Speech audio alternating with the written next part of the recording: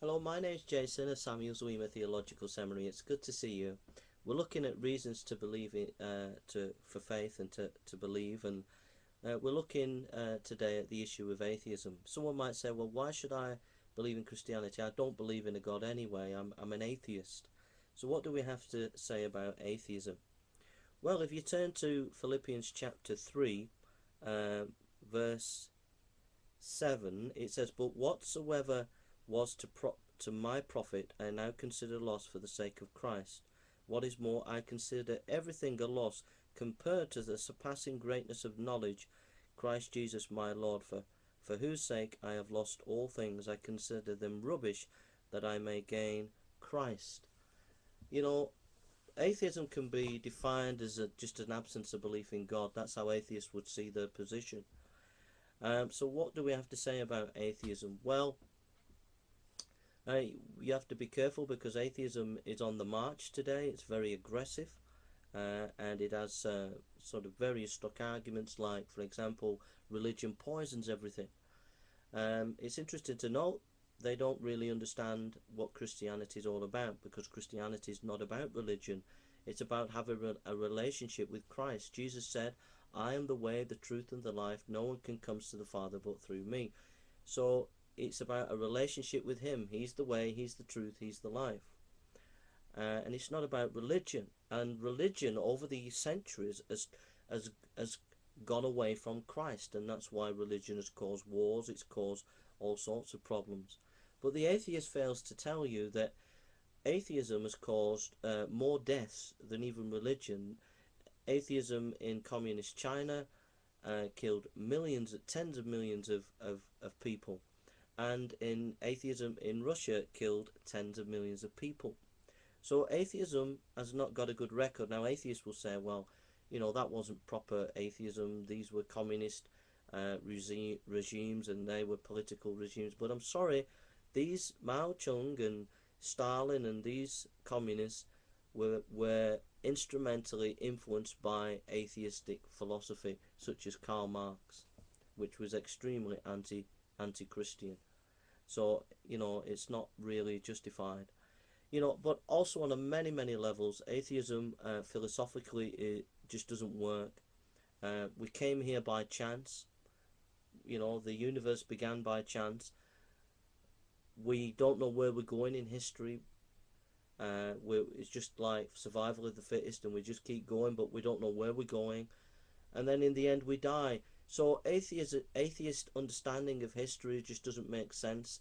If you logically work it out, it just leads to despair. Atheism can't give an understanding of morality.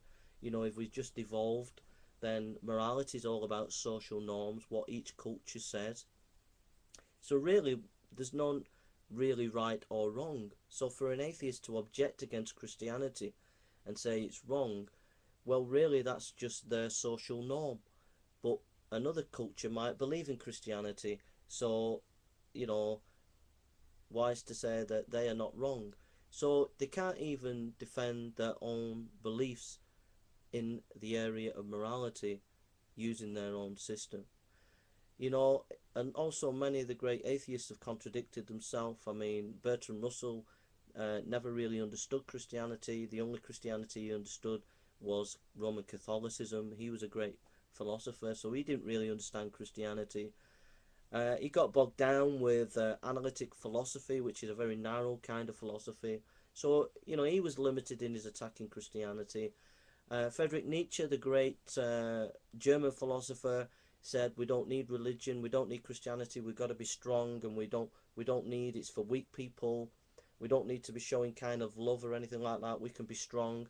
But in the last days of his life, he saw a horse that was on the floor, been whipped by its master, and he went up to the horse and he went and gave the horse a great big hug and showed it some love.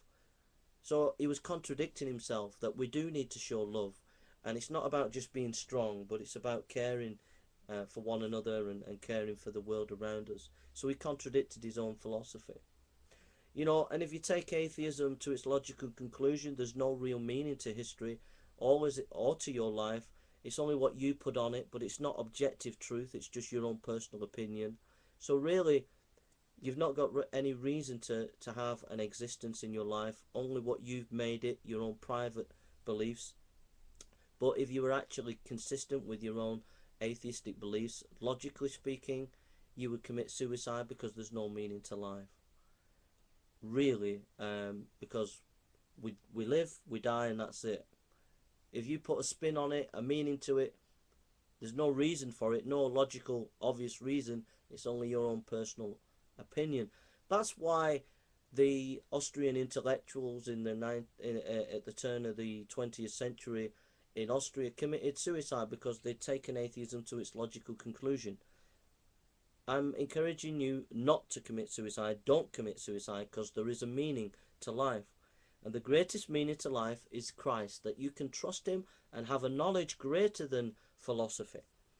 It says in Philippians chapter 3, "But whatsoever was to my profit I now consider loss for the sake of Christ. What is more, I consider everything a loss compared to the surpassing greatness of knowing Christ Jesus my Lord, for whose sake I have lost all things. I consider them rubbish, that I may gain Christ."